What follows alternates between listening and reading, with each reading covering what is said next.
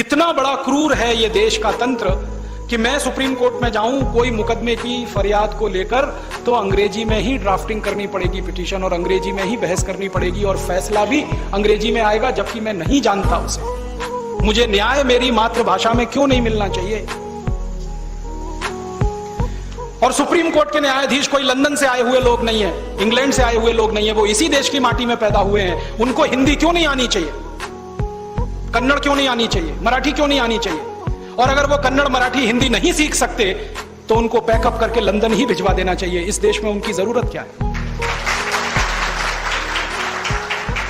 हम ऐसे न्यायाधीशों का खर्चा अपने टैक्स के ऊपर कैसे बोझा ले सकते जो हमारी मातृभाषा में फैसले नहीं दे सकते?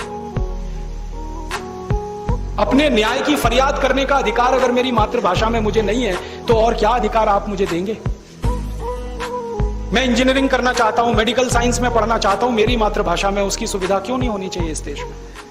सारी दुनिया के इंजीनियर जापानीज में तैयार होते हैं, फ्रेंच में, जर्मन में तैयार होते हैं, तो भारत के इंजीनियर हिंदी में क्यों नहीं तैयार हो सकते? मराठी में क्यों नहीं तैयार हो सकते?